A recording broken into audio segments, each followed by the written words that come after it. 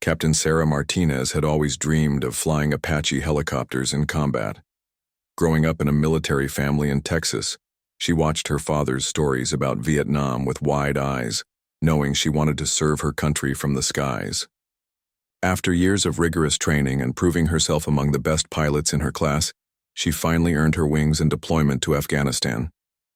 The forward operating base in Helmand Province buzzed with constant activity. Sarah's squadron was responsible for providing close air support to ground troops operating in Taliban territory. Every morning brought new missions, new challenges, and new opportunities to save lives. Her Apache helicopter, nicknamed Desert Storm, became her second home. She knew every gauge, every control, every vibration that meant something needed attention. Sarah's reputation grew quickly among the ground forces. Radio chatter often included requests specifically for her call sign, Viper 6. Infantry units trusted her precision strikes and her ability to stay calm under pressure. During one particularly intense firefight, she had successfully covered the evacuation of wounded soldiers while taking enemy fire, earning her the respect of everyone on base. But success in combat zones often comes with a price. The constant stress, long missions, and responsibility for other people's lives began taking its toll. Sarah found herself staying awake longer, double-checking equipment that was already perfect, and replaying every mission in her mind. Sleep became elusive, replaced by an obsessive need to be ready for the next call. Her commanding officer, Colonel James Wilson, noticed the changes. During their weekly briefings, Sarah's usual sharp focus seemed scattered. She interrupted conversations. Her hands shook slightly when reviewing mission reports, and her eyes carried the telltale signs of exhaustion.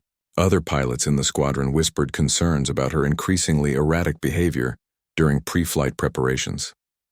The breaking point came during a routine maintenance check. Sarah discovered a minor hydraulic leak that the ground crew had already identified and scheduled for repair. Instead of accepting their professional assessment, she became agitated, insisting the aircraft was unsafe and demanding immediate replacement parts. When the crew chief tried to explain the repair timeline, Sarah raised her voice, attracting attention from across the hangar. Colonel Wilson observed the entire incident. That evening, he called Sarah to his office. The conversation was difficult, but necessary. He explained that combat stress affects even the strongest soldiers, and seeking help shows courage, not weakness. Sarah's mental health had become a concern that could endanger not just her own life, but the lives of the soldiers who depended on her support. Despite Sarah's protests and promises that she could handle the pressure, Colonel Wilson made the hardest decision of his career. He grounded Captain Martinez indefinitely, removing her from all combat operations until she received proper psychological evaluation and treatment. Sarah's world crumbled. Flying wasn't just her job. It was her identity, her purpose, her way of serving her country. The news spread quickly through the base. Some soldiers understood the colonel's decision, knowing that pilot error could be catastrophic. Others felt frustrated, losing one of their most reliable sources of air support. Sarah felt the weight of their disappointment, adding guilt to her already overwhelming emotions. She was assigned to administrative duties, filing reports, and managing supply inventories while watching other pilots take missions she felt should be hers. Days turned into weeks of mandatory counseling sessions with the base psychologist.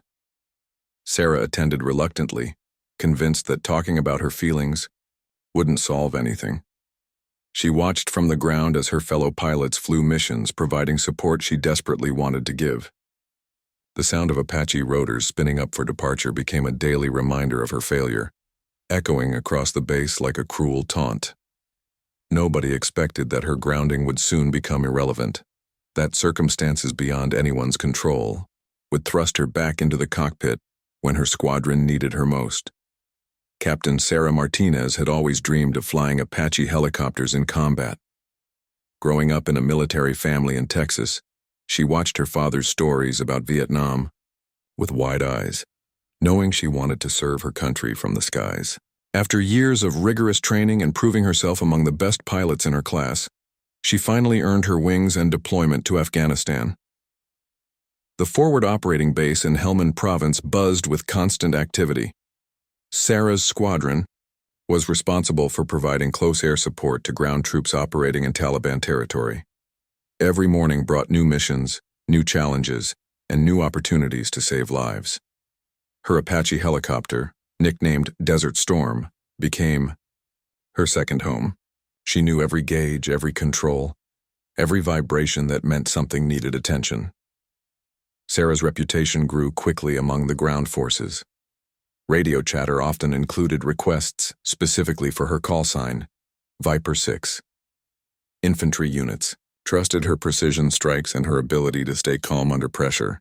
During one particularly intense firefight, she had successfully covered the evacuation of wounded soldiers while taking enemy fire, earning her the respect of everyone on base. But success in combat zones often comes with a price. The constant stress, long missions, and responsibility for other people's lives began taking its toll. Sarah found herself staying awake longer, double-checking equipment that was already perfect, and replaying every mission in her mind. Sleep became elusive, replaced by an obsessive need to be ready for the next call. Her commanding officer, Colonel James Wilson, noticed the changes. During their weekly briefings, Sarah's usual sharp focus seemed scattered. She interrupted conversations. Her hands shook slightly when reviewing mission reports, and her eyes carried the telltale signs of exhaustion. Other pilots in the squadron whispered concerns about her increasingly erratic behavior during pre-flight preparations. The breaking point came during a routine maintenance check. Sarah discovered a minor hydraulic leak that the ground crew had already identified and scheduled for repair. Instead of accepting their professional assessment, she became agitated, insisting the aircraft was unsafe and demanding immediate replacement parts. When the crew chief tried to explain the repair timeline, Sarah raised her voice, attracting attention from across the hangar. Colonel Wilson observed the entire incident. That evening, he called Sarah to his office. The conversation was difficult, but necessary. He explained that combat stress affects even the strongest soldiers, and seeking help shows courage, not weakness. Sarah's mental health had become a concern that could endanger not just her own life, but the lives of the soldiers who depended on her support. Despite Sarah's protests and promises that she could handle the pressure, Colonel Wilson made the hardest decision of his career. He grounded Captain Martinez indefinitely, removing her from all combat operations until she received proper psychological evaluation and treatment. Sarah's world crumbled. Flying wasn't just her job. It was her identity, her purpose, her way of serving her country. The news spread quickly through the base. Some soldiers understood the colonel's decision, knowing that pilot error could be catastrophic.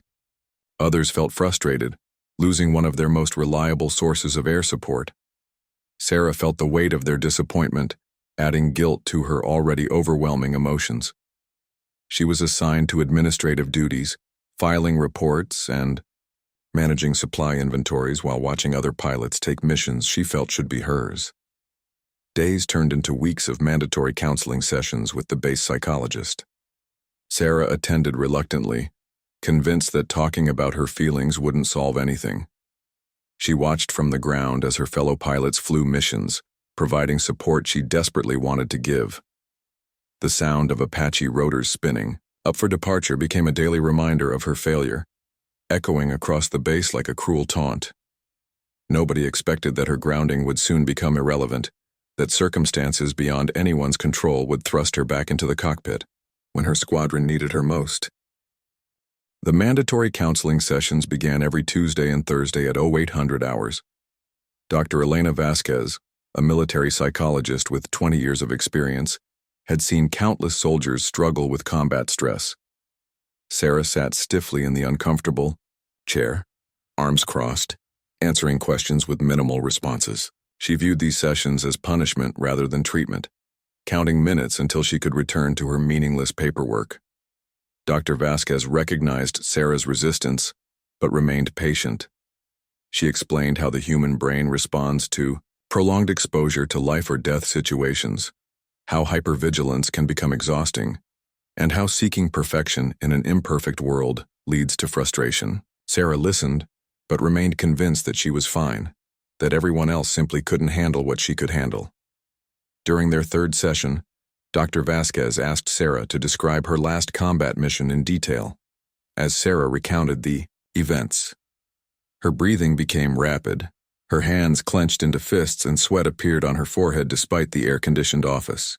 She described every explosion, every radio call, every decision with intense clarity, as if the mission had happened minutes rather than weeks ago. When Dr. Vasquez pointed out these physical responses, Sarah dismissed them as normal reactions. Meanwhile, the war continued without her. Sarah's replacement pilot, Lieutenant Jake Morrison, was competent but inexperienced. Ground troops noticed the difference immediately. Morrison followed procedures perfectly but lacked Sarah's intuitive understanding of battlefield dynamics. His strikes were accurate but not as precisely timed. His communication clear but not as reassuring under pressure.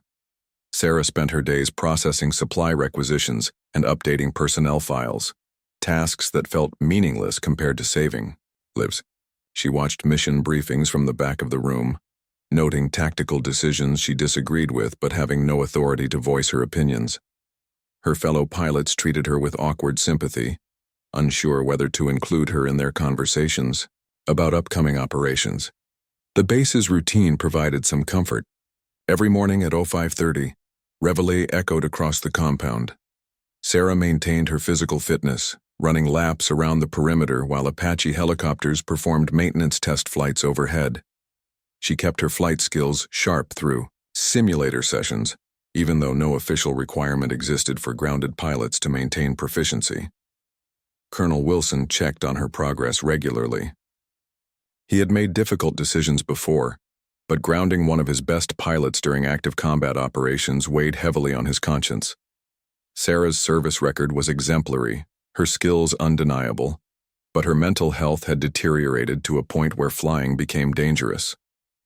He hoped the counseling would help her return to duty quickly. Dr. Vasquez gradually helped Sarah understand that admitting vulnerability required strength, not weakness. During their sixth session, Sarah finally opened up about her fears. She worried that asking for help would end her career, that other soldiers would lose confidence in her abilities, that she would let down the people who depended on her. These conversations marked the first real progress in her recovery.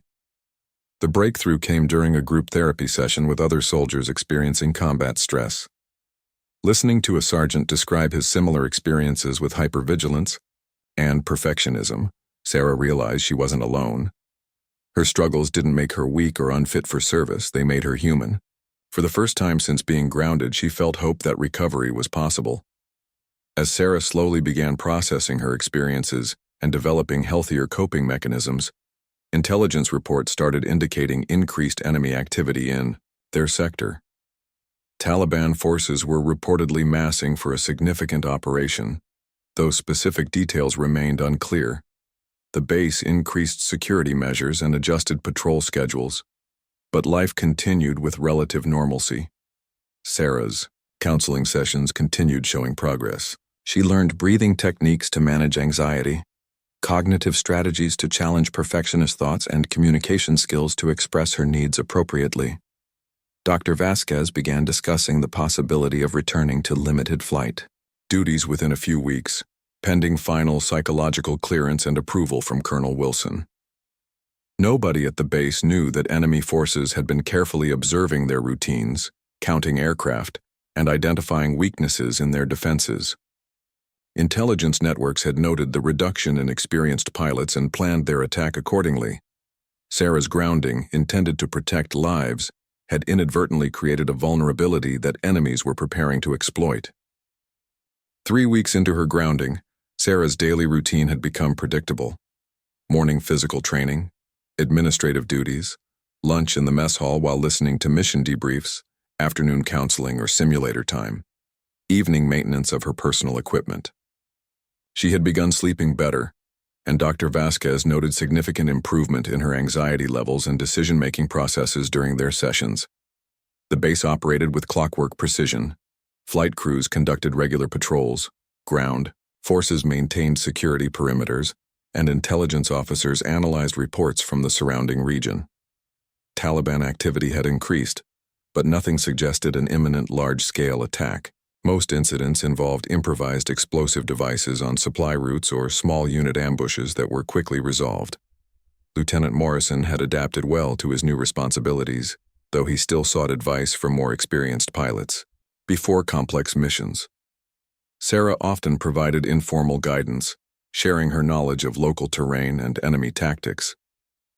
These conversations helped her maintain connection to operational activities while respecting the boundaries of her grounded status. During a routine morning briefing, Intelligence Officer Captain Lisa Chen presented satellite imagery, showing unusual movement patterns in the mountains 30 kilometers northeast of their position.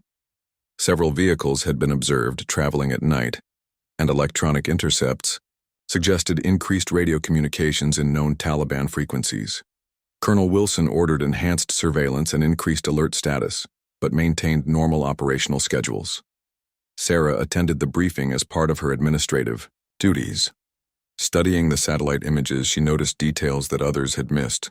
Vehicle tracks suggested heavier equipment than typically used for insurgent activities, and the movement patterns indicated coordinated planning rather than random insurgent activity.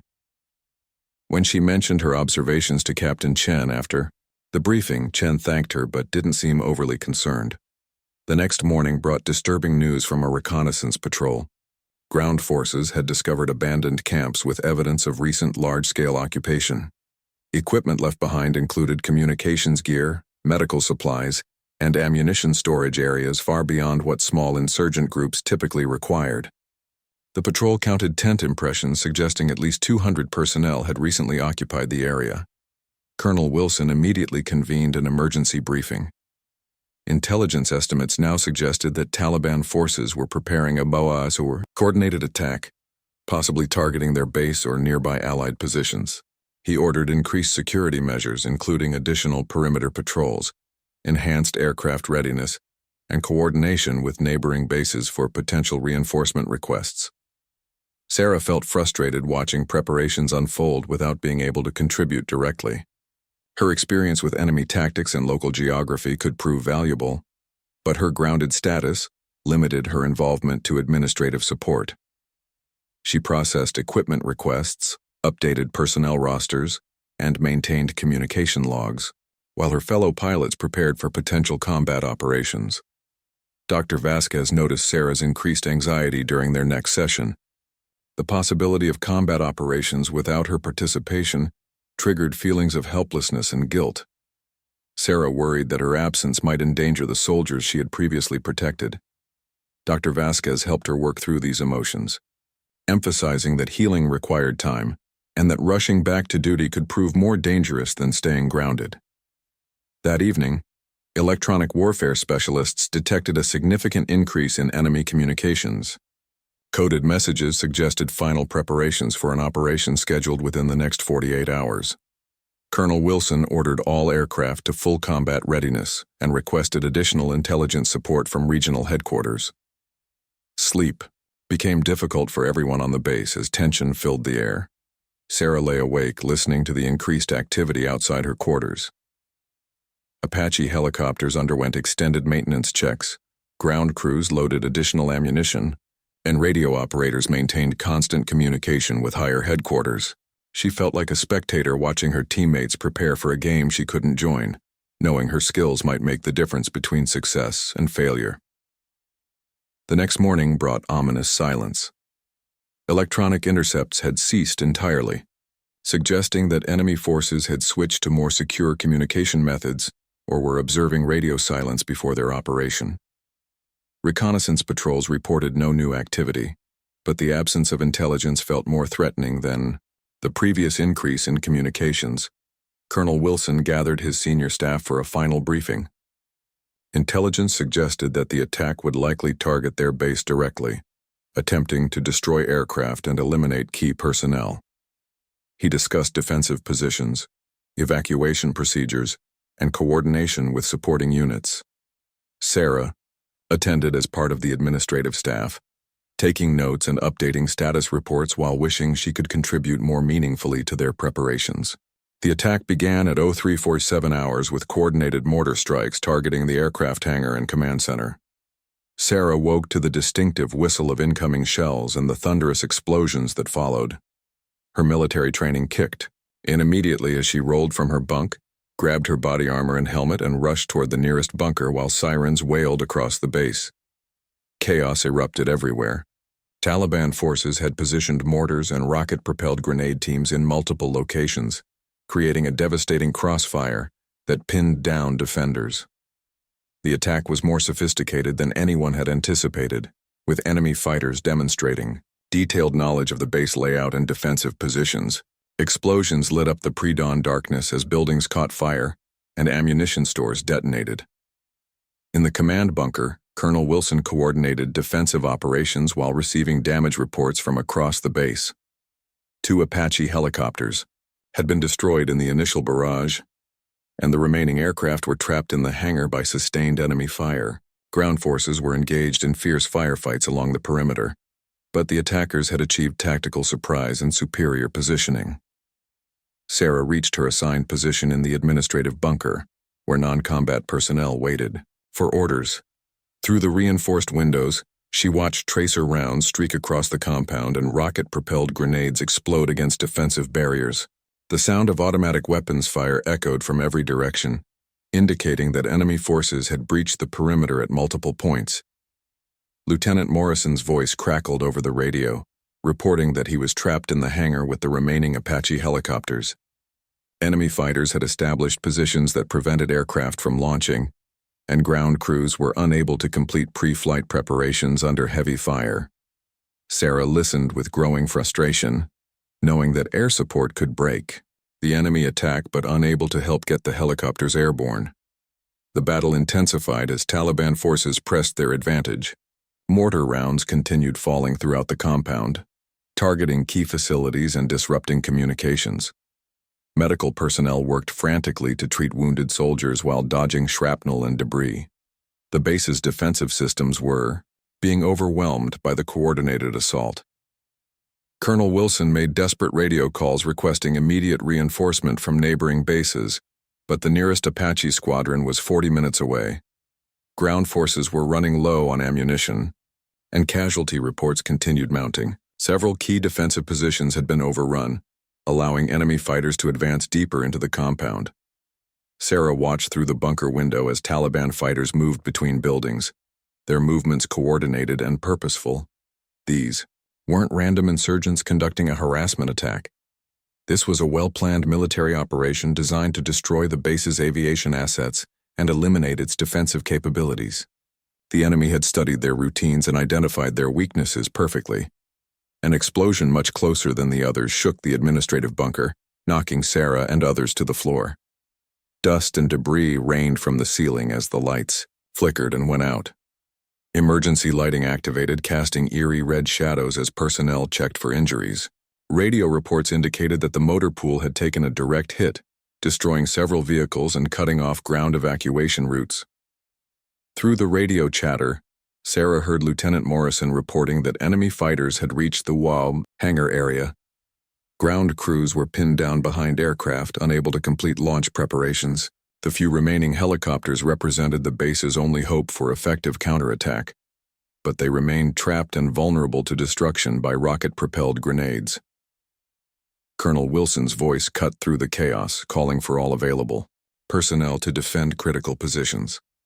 Sarah felt torn between following orders to remain in the bunker and her knowledge that her combat experience could help save lives. She understood aircraft systems, enemy tactics, and the terrain better than most personnel on base. Dr. Vasquez appeared beside Sarah in the bunker, having been moved from the medical facility when it became too dangerous. She noticed Sarah's intense focus on the radio communications and the way her hands gripped her weapon. The psychological progress they had made over recent weeks was being tested under the most extreme circumstances imaginable. The situation continued deteriorating as enemy forces advanced methodically through the compound. Taliban fighters demonstrated discipline and coordination far beyond typical insurgent capabilities. They moved in small teams, provided mutual support, and maintained communication despite the chaos. Their attack plan was clearly designed by someone with detailed knowledge of military tactics and base vulnerabilities. Sarah made a decision that would change everything. Despite her grounded status and orders to remain in the administrative bunker, she knew that her skills might be the difference between survival and catastrophe. The base needed every experienced soldier fighting, and her Apache piloting expertise could prove crucial in getting the trapped helicopters airborne. She began preparing to leave the relative safety of the bunker and join the desperate defense of her base. Sarah slipped out of the administrative bunker during a brief lull in the mortar fire, moving carefully through shadows and debris toward the aircraft hangar. Her heart pounded, but her mind felt clearer than it had in weeks. The chaos around her seemed to slow down as her combat instincts took control, guiding her movements and decision-making with practiced precision. The path to the hangar was treacherous. Enemy fighters had established firing positions throughout the compound, and several buildings were ablaze from rocket strikes. Sarah used her knowledge of the base layout to avoid main thoroughfares, instead moving through maintenance areas and behind storage buildings. The sound of gunfire grew louder as she approached the aviation section. At the hangar's rear entrance, Sarah found 3 ground crew members pinned down behind a concrete barrier. Automatic weapons fire from enemy positions prevented them from reaching the helicopters. When they saw Sarah approaching, Sergeant First Class Rodriguez called out in surprise, asking why she wasn't in the bunker. Sarah ignored the question, instead asking for a situation report on the aircraft status. Rodriguez explained that 2 Apache helicopters remained operational, but couldn't launch due to enemy fire suppressing the flight line. Lieutenant Morrison was trapped inside one aircraft, unable to complete pre-flight checks while rocket-propelled grenades exploded around the hangar. The ground crew had ammunition and fuel ready, but approaching the helicopters meant crossing 40 meters of open ground, under constant enemy observation. Sarah studied the tactical situation with the analytical skills that had made her an exceptional pilot.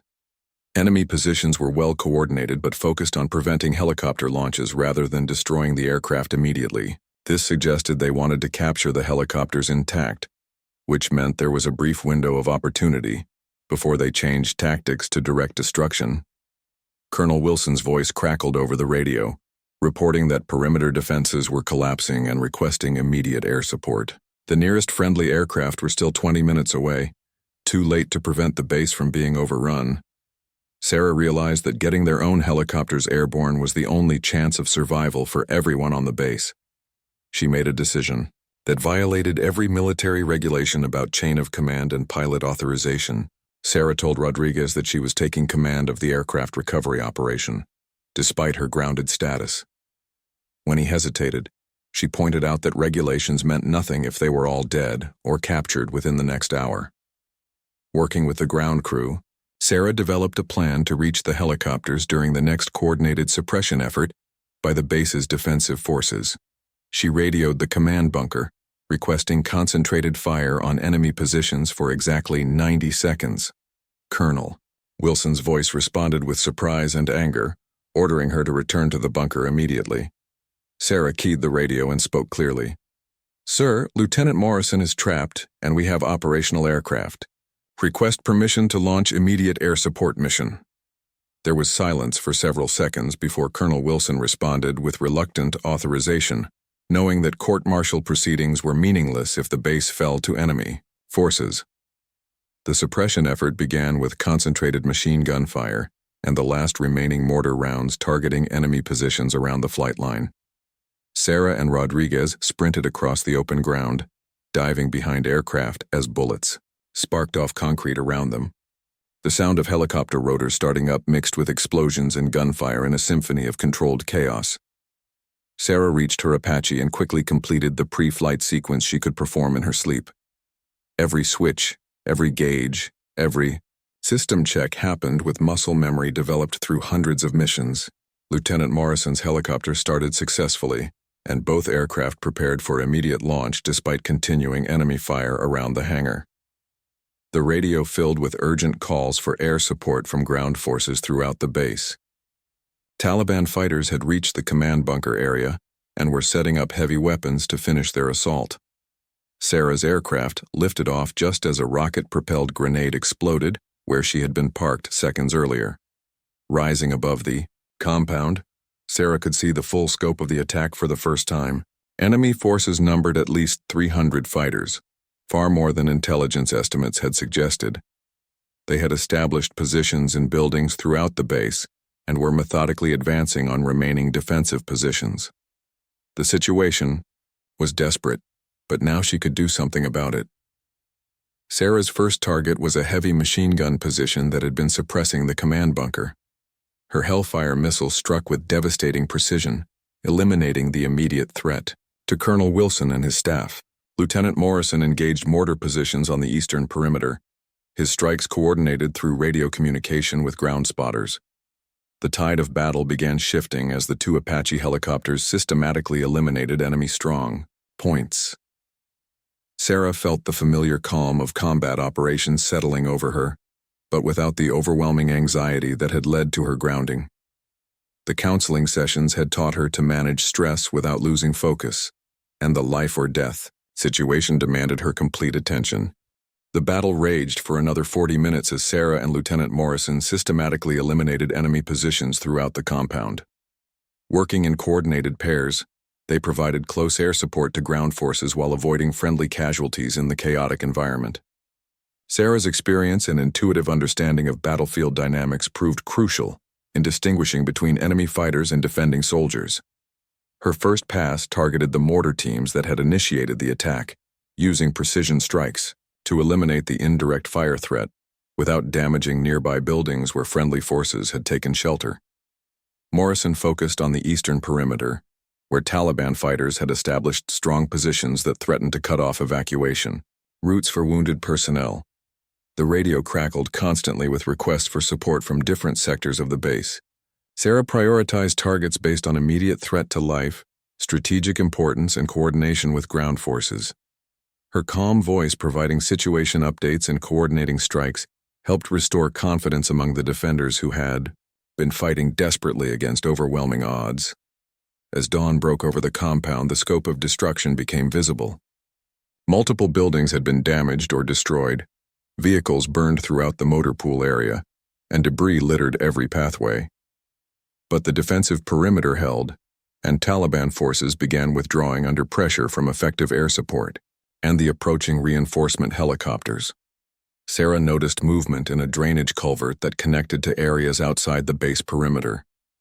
Enemy fighters were attempting to withdraw through this route, while carrying what appeared to be sensitive equipment they had captured during the assault. She coordinated with ground forces to block the escape route while engaging the retreating fighters. The final phase of the battle involved pursuing withdrawing enemy forces to prevent them from regrouping for another attack. Sarah and Morrison worked with the arriving reinforcement aircraft to establish a perimeter beyond the base, ensuring that Taliban forces couldn't establish new positions within striking distance of the compound. When the immediate threat ended, Sarah finally allowed herself to feel the emotional impact of what had happened. She had disobeyed direct orders, violated military regulations, and operated aircraft while officially grounded for psychological reasons, but her actions had saved the base and potentially hundreds of lives, including those of the soldiers she had worried about failing. Colonel Wilson's voice came over the radio, directing both helicopters to return to base for immediate debriefing. Sarah's hands trembled slightly as she completed the landing sequence, knowing that her career faced an uncertain future. The successful mission didn't automatically negate her earlier psychological evaluation or her violation of orders during the crisis. After shutting down her aircraft, Sarah was met by Colonel Wilson and Dr. Vasquez. The colonel's expression was unreadable, mixing relief at the successful defense with concern about the command decisions that had been necessary during the crisis. Dr. Vasquez looked proud but worried, understanding the psychological impact of returning to combat under such extreme circumstances.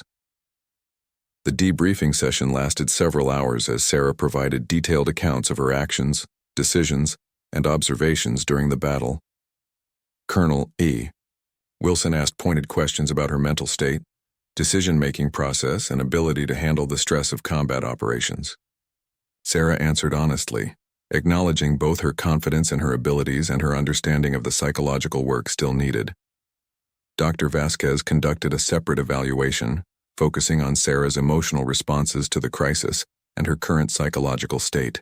The combat situation had been a real-world test of the coping mechanisms they had developed during counseling sessions. Sarah had maintained focus without becoming overwhelmed, made rational decisions under pressure, and effectively managed her stress responses. 3 days later, Colonel Wilson called Sarah to his office for the final decision regarding her flight status. The successful defense of the base had demonstrated her continuing value as a combat pilot, but military regulations required careful consideration of her psychological fitness for continued duty. The room felt tense as Sarah waited for his verdict. "Colonel," Wilson explained that her actions during the crisis had saved lives and demonstrated exceptional piloting skills under the most challenging circumstances possible. However, her violation of orders and unauthorized return to combat operations required official documentation and review. He was recommending her for commendation while also noting the disciplinary issues in her record. More importantly, he was lifting her flight restrictions and returning her to full combat status, contingent on continued counseling sessions with Dr. Vasquez. Sarah would resume regular flight duties while maintaining her therapeutic progress, creating a sustainable balance between operational effectiveness and psychological wellness. Dr. Vasquez later explained that Sarah's performance during the crisis had demonstrated successful integration of the coping strategies they had developed together. She had faced extreme stress without losing control, made sound tactical decisions without becoming overwhelmed by perfectionism, and effectively managed her anxiety while maintaining focus on mission objectives. The base recovery efforts took several weeks, during which Sarah flew regular missions while participating in reconstruction planning. Her fellow pilots welcomed her back with respect and gratitude, understanding that her grounding had been necessary for her health, but recognizing that her return had literally saved their lives during the attack. Sarah's relationship with combat stress changed fundamentally through this experience. Rather than viewing psychological challenges as personal failures, she now understood them as occupational hazards that required professional management, similar to physical injuries that needed medical treatment. Her willingness to seek help when needed became a model for other soldiers facing similar struggles. 6 months later, Sarah received the Distinguished Flying Cross for her actions during the base defense, along with a formal reprimand for violating orders. The apparent contradiction reflected the complex reality of military leadership, where exceptional circumstances sometimes require exceptional responses that fall outside normal regulations. Her story spread throughout the military aviation community, becoming an example of how psychological treatment could restore, rather than end, military careers. Sarah began speaking at training sessions about combat stress, helping other pilots understand that seeking help demonstrated strength rather than weakness. Her grounding had initially felt like punishment, but ultimately became the foundation for both personal growth and professional excellence. The enemy never returned to attack their base with such force again. Intelligence reports suggested that the devastating effectiveness of the air support during their withdrawal had convinced Taliban leadership that the base was too heavily defended to justify another assault. Sarah's decision to disobey orders and return to combat had not only saved lives during the immediate crisis, but had also prevented future attacks through demonstration of superior firepower and tactical coordination. Colonel Wilson later remarked that grounding Sarah had been the right decision at the time, and her return to duty had been equally correct when circumstances demanded her expertise. Military leadership required understanding when rules should be followed and when exceptional situations demanded flexible thinking. Sarah's case became a teaching example in command courses about balancing regulations with operational necessity. Sarah continued flying combat missions for the remainder of her deployment, maintaining regular counseling sessions and helping other pilots recognize and address their own psychological challenges. Her experience demonstrated that military effectiveness and mental health support were complementary rather than competing priorities, creating stronger and more resilient fighting forces through comprehensive care for personnel.